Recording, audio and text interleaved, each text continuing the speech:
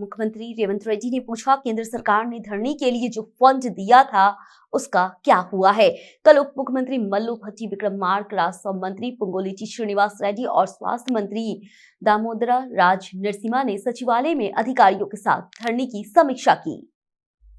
सीसीएलए commissioner नवीन मित्तल ने धरने पर पावर पॉइंट प्रेजेंटेशन दिया है। सीएम ने पूछा, नरेंद्र मोदी सरकार ने भूमि सर्वेक्षण, डिजिटलीकरण और स्वामित्व गारंटी अधिनियम लाने के लिए 63 करोड़ रुपए दिए, उन फंडों का क्या हुआ है। वहीं नवीन मित्तल को प्रतिबंधित भूमिका की सूची और आवंटित भूमि के विवरण के साथ मंत्री द्वारा उठाए गए मुद्दों पर रिपोर्ट देने का निर्देश दिया गया है। ऐसी खबर है कि पिछले बीआरएस सरकार द्वारा भूमि के डिजिटलीकरण के लिए लाए गए धरनी पोर्टल के माध्यम से किसानों को कई समस्याओं का सामना करना पड़ रहा है। विधायक प्रसाद कुमार को सर्वसम्मानित से तेलंगाना विधानसभा का अध्यक्ष चुना गया है। नामकरण की प्रक्रिया खत्म हो गई है। उनका चुनाव सर्वसम्मानित से हुआ है क्योंकि केवल एक ही नामकरण हुआ था। कल प्रसाद कुमार ने अपना नामकरण पत्र विधानसभा सचिव को सौंपा।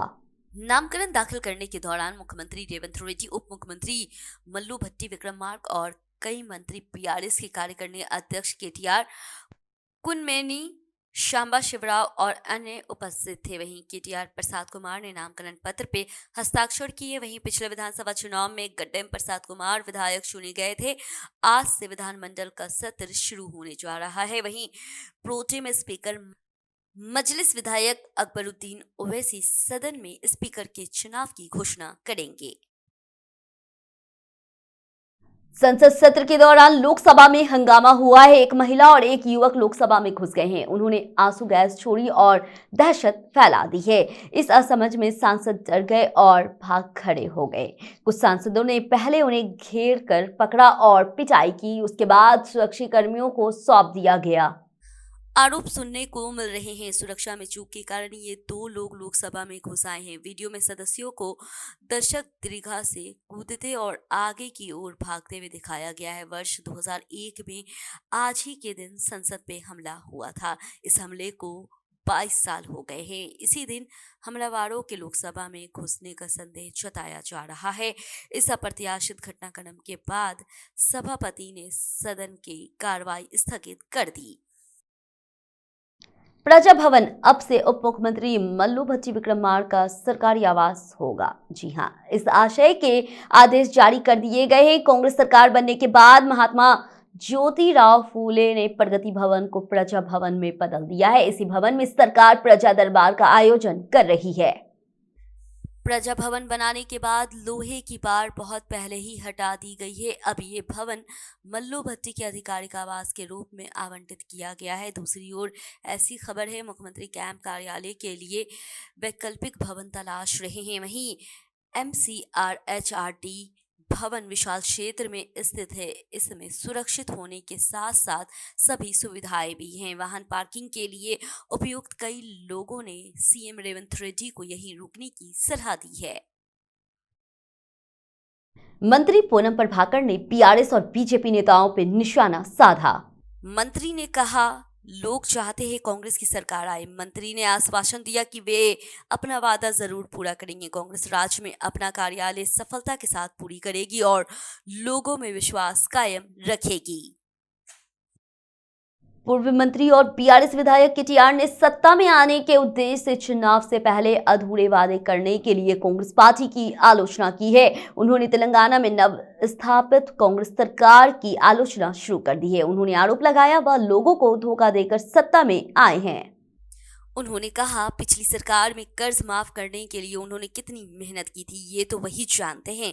ऐसा ही कुछ है तेलंगाना चुनाव प्रचार के दौरान कांग्रेस नेता राहुल गांधी का कर्ज माफी का वादा। उन्होंने याद दिलाया कि सत्ता में आने के बाद 2 दिन के भीतर वह 2 लाख रुपए माफ कर देंगे। वहीं केटीआर ने कहा वे यह भी देखेंगे इस वादे को कैसे लागू किया जाएगा। वह 10 दिनों के भीतर किसानों को 15,000 रुपए देने का आश्वासन देंगे। उन्होंने मंत्रियों की इस टिप्पणियों पे आपत्ति जताई है। तेलंगाना की आर्थिक स्थिति पर एक श्रोत पत्र जारी करेंगे। केटीआर ने आलोचना करते हुए कहा है ये सारा हंगामा ये बताने के लिए है कांग्रेस पार्टी और रेवंत रेड्डी सरकार की मंशा एक ही है और उन्होंने राज्य को कर्ज के ढेर में बदल दिया है।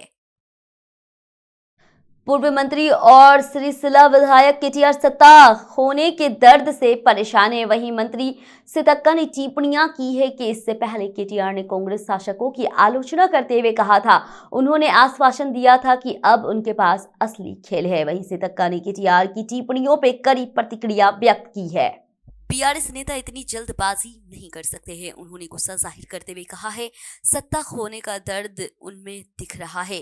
वहीं कांग्रेस सरकार किए गए वादों को पूरा करेगी। चुनाव प्रचार के दौरान किए गए वादों में बीआरएस ने एक और वादा जोड़ा है, फिर वे कैसे सवाल कर रहे हैं। उन्होंने टिप्पणी की वे दिया हुआ हर वादा पूरा करेंगे, हम हर गारंटी पे अमल कर रहे हैं व किसानों से किया गया वादा जरूर निभाएंगे। वहीं कांग्रेस की जीत से सभी लोग खुश हैं। तेलंगाना के जल एवं ड्रेनेज मंत्री उत्तम कुमार रेड्डी ने अपनी लोकसभा सदस्यता से इस्तीफा दे दिया है। उन्होंने पूर्व विक्रेता के रूप में अपने इस्तीफा की घोषणा की है। वह इस समय दिल्ली के दौरे पर हैं। सबसे पहले उन्होंने अपनी पत्नी पद्मावती रेड्डी के साथ दिल्ली के जनपद पे एआईसीसी नेता सोनिया गांधी और राहुल गांधी से मुलाकात की। वहां से वे संसद गए। वहीं उत्तम कुमार रेड्डी ने ट्वीट किया है, उन्होंने वहां स्पीकर को अपना इस्तीफा सौंप दिया है। वह संसद गए और लोकसभा अध्यक्ष ओम बिरला को अपना इस्तीफा सौंप दिया है। वहीं उत्तम कुमार रेड्डी ने नलगोंडा लोकसभा क्षेत्र से वर्ष 2019 का लोकसभा चुनाव जीता था। वहीं हुजूरानगर से तेलंगाना विधानसभा चुनाव जीत और उन्हें कैबिनेट में जगह मिली है। इसी सिलसिले में उन्होंने लोकसभा की सदस्यता से अपना इस्तीफा सौंप दिया। प्रदेश महिला कांग्रेस अध्यक्ष सुनीता राव ने 6 गारंटी के नाम पे फर्जी पहचान पत्र बेचने वालों के खिलाफ पुलिस में शिकायत दर्ज कराई है। उन्होंने आरोप लगाया अवैध लोग 6G कार्ड के नाम पे लोगों को शोषण कर रहे हैं। गोशामहल निर्वाचन क्षेत्र में इसी तरह के कार्ड 200 से 300 रुपए में बेचे जा रहे हैं। वे वहां गए और पूछताछ की। कांग्रेस सरकार ने अब तक कोई कार्ड नहीं बांटे। वहीं सुनीता राव ने सुझाव दिया है लोगों को धोखा नहीं देना चाहिए। पूर्व मंत्री और बीआरएस मेडिकल विधायक चमकूड़ा मल्ला रेड्डी के खिलाफ जमीन हड़पने का मामला दर्ज किया गया है। वहीं आदिवासियों द्वारा उनकी जमीन पर कब्जा करने की शिकायत के बाद पुलिस ने मामला दर्ज किया है। वहीं विशापति नाम के व्यक्ति के साथ कई लोगों ने शमीरपेट पुलिस स्टेशन में शिकायत दर्ज कराई है। वहीं मल्ला रेड्डी ने मिर्चल जिले के कुलीचंतलापल्ली मंडल के केशवपुरम में 47 एकड़ आदिवासी भूमि पे कब्जा कर लिया है। विशापति नाम के व्यक्ति के साथ कई लोगों ने शमीरपेट पुलिस स्टेशन में शिकायत दर्ज कराई कि मल्ला रेड्डी ने मिर्चल जिले के केशवपुरम में 47 एकड़ आदिवासी भूमि पे कब्जा कर लिया है। आरोप है कि चुनाव के दौरान रातों रात रजिस्ट्रेशन कर दिया गया है। शिकायत मिलने के बाद शमीरपेट पुलिस ने मामला दर्ज कर लिया है और कहा है वह जांच कर रही है। पुलिस ने मल्ला रेड्डी के खिलाफ 4 धाराओं के तहत मामला दर्ज किया है। वहीं पीड़ित आदिवासियों की शिकायत है। वहीं मल्ला रेड्डी पिछले कई सालों से आदिवासियों को आवंटित जमीन पे कब्जा कर रहे हैं जो उनकी विरासत है। बीजेपी राष्ट्रीय उपाध्यक्ष डीके अरुणा ने मीडिया कॉन्फ्रेंस की। उन्होंने कहा 3 राज्यों में प्रधानमंत्री नरेंद्र मोदी के नेतृत्व में भाजपा की भारी जीत और अनुच्छेद 370 को निरस्त करने पर सुप्रीम कोर्ट के फैसले ने स्पष्ट रूप से साबित कर दिया है कि लोग विकास के साथ राष्ट्रीयवाद का ताज पहनेंगे। उन्होंने कहा जनता जानती है मोदी की गारंटी और दूसरों की जुबानी बाजीगरी में क्या अंतर है। हाल ही में 3 राज्यों में हुए चुनाव में भारतीय जनता पार्टी भारी बहुमत से जीती है। अपने देश की प्रतिष्ठा को धूमिल करने वाली बात कही है। इस चुनाव के नतीजे उनकी बातों पे तमाचे की तरह है। जो पार्टी उनका भविष्य सुरक्षित देखती है उस पार्टी के लोगों ने एक बार फिर मटका फोड़ दिया है। पूर्व मुख्यमंत्री और पीआरएस प्रमुख केसीआर यशोदा हिप रिप्लेसमेंट के बाद अस्पताल में चिकित्सा प्राप्त कर रहे हैं। इसी क्रम में कई राजनीतिक और फिल्म हस्तियां ने केसीआर से मुलाकात की। फिल्म अभिनेता नागार्जुन ने भी यशोदा अस्पताल में केसीआर से मुलाकात की। उन्होंने उनकी मिजाज पुरसी की। उन्होंने कहा वह जल्द ही पूरी तरह से ठीक हो जाएंगे। ग्रामीण सरकारी स्कूलों में पढ़ने वाली लड़कियों में स्वास्थ्य के प्रति जागरूकता पैदा करने के लिए मशहूर सेलिब्रिटी डिजाइनर श्रवण कुमार आगे आए हैं। इस महीने की 17 तारीख को हैदराबाद के बंजारा हिल्स में पार्क हयात होटल में अंतर्राष्ट्रीय फैशन शो आयोजित किया जा रहा है। वहीं एलेनोर इंटरनेशनल का आयोजन फैशन फॉर ए कॉज 2023 नाम से किया जाएगा। फैशन शो के पोस्टर का विमोचन शहर के मार्क मीडिया सेंटर में किया गया है। इसी कार्यक्रम में मशहूर डिजाइनर श्रवण कुमार, मैनेजर सबिता रेड्डी और डिजाइनर शामिल हुए हैं। जाने माने डिजाइनर श्रवण कुमार ने कहा कि वह द कलर चेंजिंग एंसेम्बल्स की थीम पर अपना कलेक्शन पेश करेंगे। इसमें 55 से लेकर 19 साल की उम्र तक महिलाओं में होने वाले बदलाव को दिखाया जाएगा। वहीं मैनेजर सबिता रेड्डी ने कहा सभी को आना चाहिए और शो में लड़कियों की मदद करनी चाहिए, जहां 3 सेक्शन होंगे।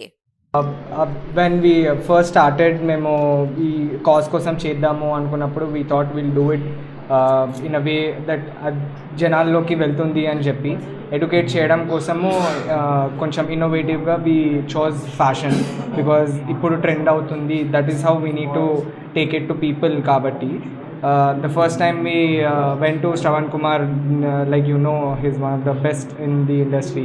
So అతని దగ్గరికి వెళ్ళినప్పుడు when you're doing it for a cause, he said one thing. He said that Hyderabad should only keep shining and not lose any pearls because it is the city of pearls. So that one thing which Shravan told us have driven us this far, and people from all over the country, designers from all over the country, models from all over the country, and women from all over the country across any categories are coming, walking for us, talking for the cause. Kids among girls and women at grassroots, and we also, along with distributing period care kits, we also provide employment opportunities to women at grassroots. So they sell these period care kits and they generate livelihood out of it, and we are doing that with help of funding, and we make these kits available to girls and women with help of fundings from our community, from our society, from the corporate organizations. So this is what we do.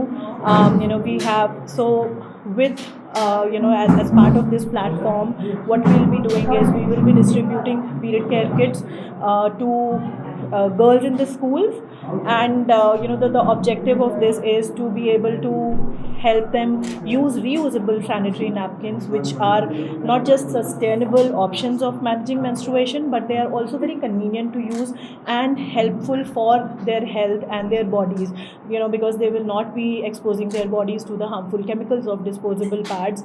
Hyderabad CP Kota Srinivas Reddy ने कहा समाज के हर वर्ग में अच्छे और बुरे लोग हैं और यह बुरे लोगों के लिए एक चेतावनी है। वहीं सीपी ने कहा है कि वे जल्द ही ड्रग्स को लेकर के फिल्म इंडस्ट्री के दिग्गजों के साथ बैठक करेंगे। उन्होंने कहा सिने जगत में ड्रग्स को बढ़ावा देने वाली पार्टियां हो रही है। अगर मांग है तो आपूर्ति होगी, अगर मांग नहीं है तो आपूर्ति नहीं होगी। इसलिए फिल्म समुदाय, पब मालिकों को और अन्य लोगों को मिलकर ड्रग्स को रोकने के लिए कदम उठाने चाहिए। तेलंगाना राज्य एमपीटीसी एसोसिएशन ने मुख्यमंत्री रेवंत रेड्डी से तेलंगाना राज्य में एमपीटीसी की समस्याओं पे ध्यान केंद्रित करने की अपील की है। वहीं सुमाजीगुड़ा प्रेस क्लब में आयोजित बैठक में एसोसिएशन के अध्यक्ष कुमार गौर शामिल हुए। उन्होंने कहा उन्हें उम्मीद है सीएम रेवंत जो पहले उनकी समस्याओं को जान चुके हैं वहीं सकारात्मक प्रतिक्रिया देंगे। वहीं विशेष रूप से एमपीटीसी के नेताओं ने अनुरोध किया है, वहीं प्रत्येक एमपीटीसी को सालाना 20 लाख का बजट आवंटित किया जाना चाहिए और ग्राम पंचायत में एक सम्मानजनक सीट और एक कमरा आवंटित किया जाना चाहिए। उन्होंने सरकारी स्कूल में झंडा फहराने का सम्मान देने और 7 प्रकार की अस्थायी समितियों को बहाल करने और 15,000 के मानदेय देने की अपील की है। वे जल्द ही मुख्यमंत्री रेवंत रेड्डी और मंत्री सीतक्का को अपनी समस्या बताएंगे। मंचियाल जिले के बेलमपल्ली में भारत गैस एजेंसी के सामने कतार में खड़ी महिलाएं गैस सिलेंडर उपभोक्ता ई-केवाईसी के लिए हंगामा कर रहे हैं। कई दिनों तक गैस एजेंसियों के दफ्तरों के चक्कर काटते रह रहे हैं। महिलाओं को घंटों इंतजार करना पड़ता है। निर्वाचन क्षेत्र के ननेला, तांडूर, भीमिनी, कन्नेनपल्ली और बेलमपल्ली मंडलों से महिलाएं और बूढ़े लोग आ रहे हैं और घंटों कतार में खड़े रह रहे हैं। वहीं गैस के लिए 500 रुपये अधिकारियों ने खुलासा किया है। इस केवाईसी का इससे कोई लेना देना नहीं है। अधिकारियों ने कहा कि ई केवाईसी की समय सीमा अगले साल मार्च तक है। वहीं अधिकारियों ने चेतावनी दी है, अगर एजेंसियों ने उपभोक्ताओं पर दबाव बनाया तो कार्रवाई की जाएगी। रचकुंडा सीपी डीसी चौहान का कार्यकाल में फूलों से अभिनंदन किया गया है। रेवंत रेड्डी ने सीएम पद संभालने के कुछ ही दिनों के भीतर पुलिस विभाग में बदलाव की शुरुआत की है। इस आदेश में कई कमिश्नरों को डीजीपी को रिपोर्ट करने का आदेश दिया गया है। इसमें रचकुंडा की सीपी के रूप में काम कर चुके चौहान भी शामिल है। कमिश्नर कार्यालय में उन्हें भव्य विदाई दी गई है। डीसी चौहान के कार्यालय से निकलते समय प्रत्येक पुलिस अधिकारी ने पुष्प वर्षा की और विदाई दी। इससे जुड़ा वीडियो वायरल हो गया है। वह बाहर आया और महिला पुलिसकर्मी के साथ फोटो ली। इस बीच सुधीर बाबू को रचकुंडा सीपी के रूप में नियुक्त किया गया है। चौहान ने डीजीपी कार्यालय को सूचना दी है। आगामी सिंगरेनी कोल माइंस चुनाव के लिए प्रचार जोरों पर है। वहीं मंचियाल जिले के मंदामेरी क्षेत्र में बेलमपल्ली शांति खनी खादन परिसर पे INTUC के तत्वाधान में एक अभियान चलाया गया। INTUC के महासचिव जनक प्रसाद के नेतृत्व में विभिन्न संघों के नेता शामिल हुए। वहीं जनक प्रसाद ने आलोचना की है कि सीआर ने सिंगरेनी को नष्ट कर दिया है। वहीं जनक प्रसाद ने आरोप लगाया कि सिंगरेनी में CSR फंड का हिसाब नहीं दिया गया है। फंड के लेन देन में धांधलियां बरती गई है। हैदराबाद साइबर क्राइम पुलिस ने 9 साइबर अपराधियों के एक गिरोह को गिरफ्तार किया है, जो निवेशन के नाम पे धोखाधड़ी कर रहे थे। पुलिस ने बताया कि आरोपी के पास से 17 सेलफोन, 2 लैपटॉप और बैंक खाते जब्त किए गए हैं। पुलिस को शक है कि मुंबई, दुबई, लखनऊ, हैदराबाद के इन आरोपियों की चीन नागरिकों से संबंध है। वहीं पुलिस ने कहा ये गिरोह देश भर में अब तक 712 करोड़ रुपए वसूल चुका है।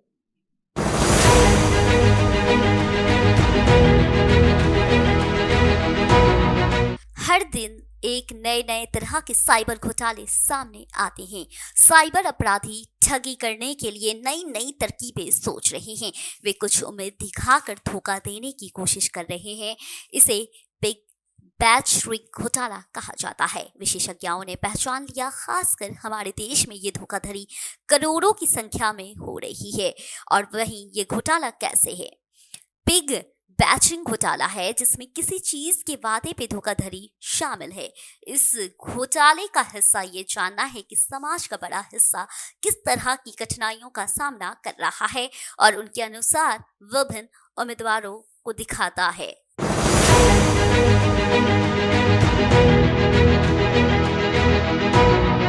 उदाहरण के लिए नौकरी के नाम पे धोखाधड़ी, क्रिप्टो निवेशन के नाम पे धन हस्तांतरण। इस प्रकार के घोटाले सोच समझकर योजना बनाकर किए जाते हैं। पहले वे लोग की सारी बातें जानते हैं और उनके अनुसार कदम उठाते हैं। धोखे से पहले भरोसा आता है। फर्जी प्रोफाइल, नौकरी भर्ती कंपनी या निवेशन एजेंसी होने का दिखावा करने की कोशिश करते हैं। उसके लिए फर्जी वेबसाइट और व्हाट्सएप ग्रुप भी बनाए जाते हैं। वे आपको विश्वास दिलाते हैं कि जो कुछ भी होता है वो सच है और फिर वास्तविक घोटाले को अंजाम दे देते हैं।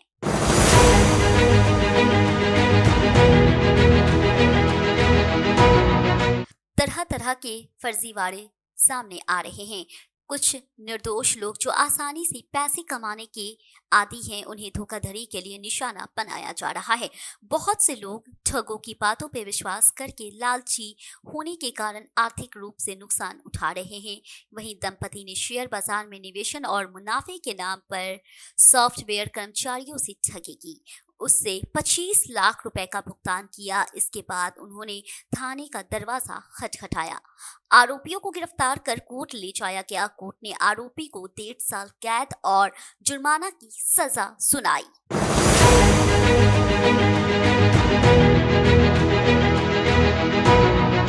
विस्तार से जानते हैं, चलिए। बेंगलुरु के अजय हमसा सागर और गीता हमसा सागर एक दंपति है। रुपेश कुमार, जो बेंगलुरु में उनके नजदीक निजामापेट के रहने वाले, पहले बेंगलुरु में सॉफ्टवेयर कर्मचारी के रूप में काम करते थे। हमसा सागर दंपति बेंगलुरु में रुपेश के पास रहते थे। इसी क्रम में दंपति की जान पहचान रुपेश से हो गई।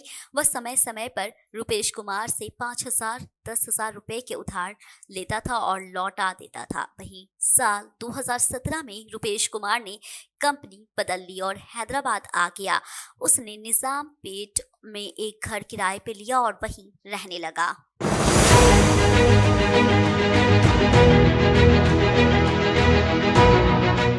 वहीं अजय हमसा सागर और गीता हमसा सागर दंपति भी हैदराबाद शहर में आए। वे यहाँ तारक नाका में किराए पे रहते हैं। वहीं रुपेश कुमार के साथ मिलकर उन्हें शेयर बाजार में मुनाफा मिल सकता है। वहीं विश्व कर रहे रुपेश कुमार ने उनके बैंक खातों में 25 लाख रुपए ट्रांसफर कर दिए। पैसे भेजने के बाद 2 महीने तक प्रति माह 2 लाख रुपए का मुनाफा रुपेश के खाते में ट्रांसफर किया गया। उन्होंने पैसे भेजना बंद कर दिया। फोन किया लेकिन कोई जवाब नहीं मिला। पूछताछ करने और रुपेश को पता चला उसने शेयर बाजार में निवेश नहीं किया और उसके साथ धोखाधड़ी की गई है।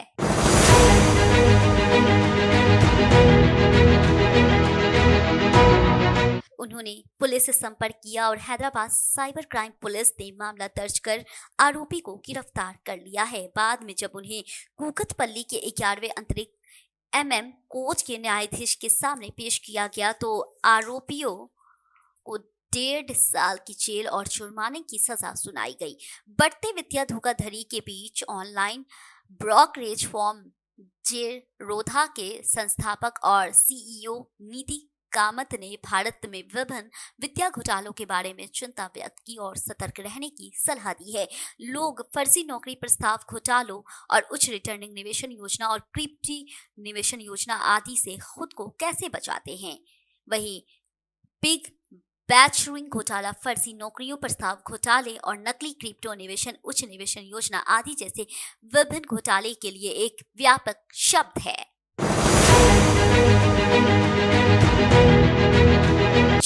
रिटर्न निवेशन योजना, क्रिप्टो मुद्रा निवेशन आदि जैसे धोखाधड़ी जैसे कई लोग प्रभावित हुए हैं।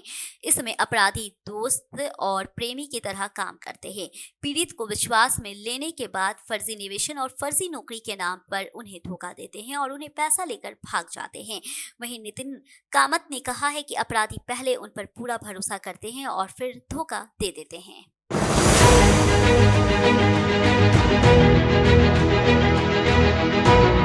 वहीं उपयोगकर्ताओं को विश्वास हासिल करने के लिए अपराधी नकली प्रोफाइल का उपयोग करते हैं। दोस्तों और प्यार के नाम पे भरोसा दिया जाता है, इसके बाद वे अपना काम खत्म कर गायब हो जाते हैं।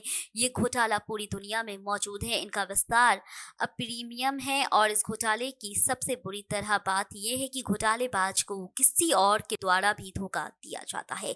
कई लोग घोटालेबाज कंपनियों से फर्जी नौकरी की पेशकश पाकर विदेश चले जाते हैं। वहीं नितिन कामत ने कहा उन्हें वहां बंधक बनाकर रहना होगा और फर्जी प्रोफाइल के जरिए दूसरे पे भरोसा करके उन्हें धोखा देना होगा।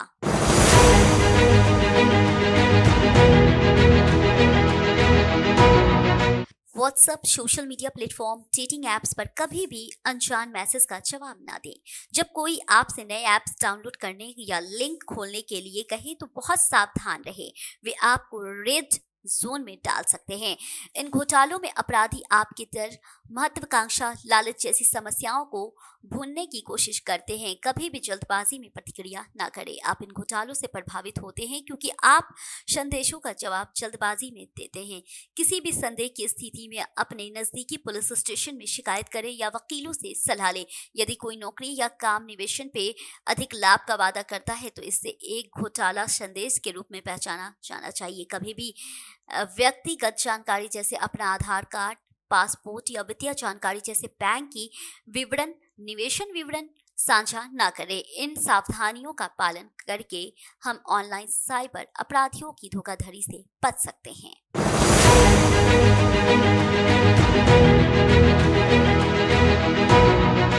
तेलंगाना राज्य बीसी एसोसिएशन के प्रदेश अध्यक्ष ए राजेश्वरम यादव ने मांग की है कि राज्य की आबादी में 56% हिस्सेदारी रखने वाले बीसी को उप मुख्यमंत्री का पद देने के अलावा राज्य मंत्रिमंडल के विस्तार में 50% मंत्री पद भी दिए जाएं। बशीरबाग स्थित प्रेस क्लब में राजेश्वरम यादव ने कहा, उन्होंने कांग्रेस नेता सोनिया गांधी, राहुल गांधी, कांग्रेस पार्टी के राष्ट्रीय अध्यक्ष खड़गे, महासचिव केसी वेणुगोपाल और सीएम रेवंत रेड्डी को अपील पत्र भेजा है। साथ ही वे एमएलसी और राज्यसभा में भी बीसी को 50% प्रतिनिधित्व देना चाहते हैं। वहीं मनोनीत पदों पर भी 50% बीसी की नियुक्ति हो। उन्होंने कहा, जब तक बीसी को उप मुख्यमंत्री नहीं बनाया जाता तब तक वे विरोध करते रहेंगे। 30 अफ्रीकी पत्रकारों का एक समूह 2 दिनों के लिए हैदराबाद शहर का दौरा कर रहा है। भारत में विभिन्न क्षेत्रों में प्रगति के बारे में जानने के लिए उनका भारत का दौरा है। उसी के अंतर्गत बुधवार को हैदराबाद शहर पहुंचे वे 2 दिनों तक शहर के विभिन्न हिस्सों का दौरा कर रहे हैं। आज भारत बायोटेक का दौरा करने के बाद वे टी हब और शिल्पारामम का दौरा करेंगे। कल वे हैदराबाद विश्वविद्यालय, रामोजी फिल्म सिटी का दौरा करेंगे और 16 को वापस लौटेंगे।